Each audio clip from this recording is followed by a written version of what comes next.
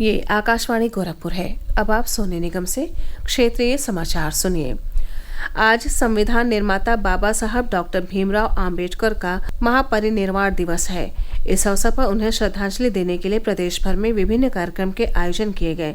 मुख्यमंत्री योगी आदित्यनाथ ने लखनऊ के हजरतगंज में स्थित बाबा साहब के प्रतिमा पर पुष्प अर्पित कर श्रद्धांजलि दी। इसके बाद वो आम्बेडकर महासभा परिषद में आयोजित कार्यक्रम में सम्मिलित हुए। कार्यक्रम में मुख्यमंत्री ने कहा कि हमारी सरकार गरीबों, वंचितों और दलितों के लिए बाबा साहब आम्बेडकर के सपनों को साकार कर रही है।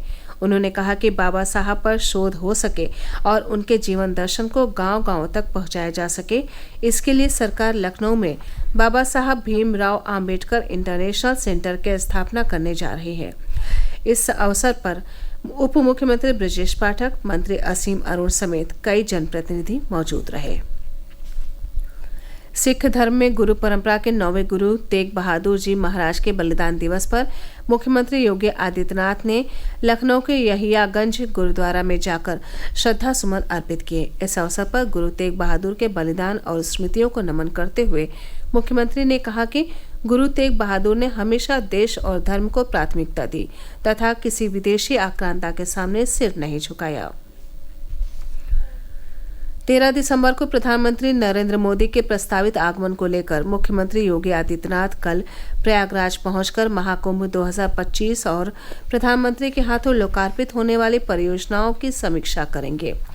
प्रयागराज पहुंचने से पहले मुख्यमंत्री वाराणसी में पिंडरा ब्लॉक में आयोजित सामूहिक विवाह समारोह और उमराहा स्थित विहंगम योग के शताब्दी समारोह में शामिल होंगे। न्यूनतम समर्थन मूल्य और अन्य मांगों के मुद्दों पर किसानों के विरोध प्रदर्शन के बीच केंद्र सरकार ने आज कहा कि वो फसलों की उत्पादन लागत से कम 50% अधिक न्यूनतम समर्थन मूल्य देने के लिए वचनबद्ध है।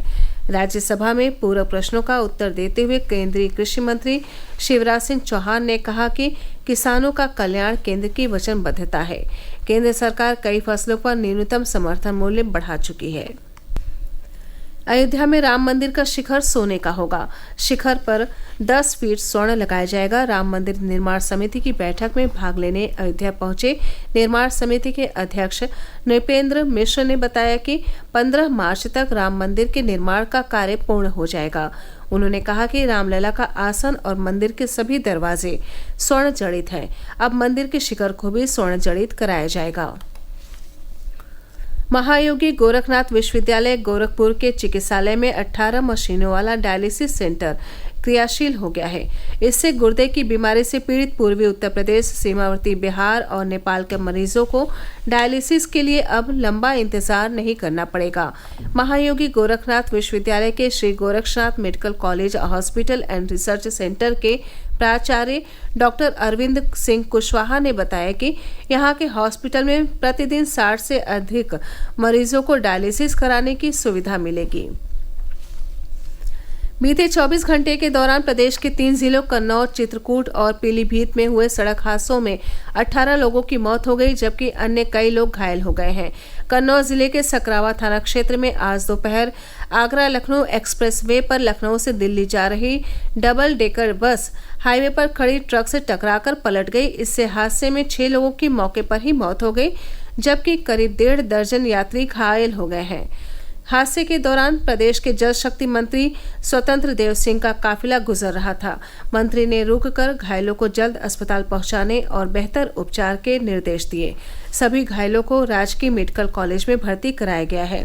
चित्रकूट जिले के रायपुरा थाना क्षेत्र में झांसी मिर्जापुर हाईवे पर आज सुबह तेज रफ्तार बोलेरो के सामने से आ रहे ट्रक से टकरा जाने के चलते बोलेरो सवार 6 लोगों की मौत हो गई, जबकि 5 अन्य लोग घायल हो गए हैं।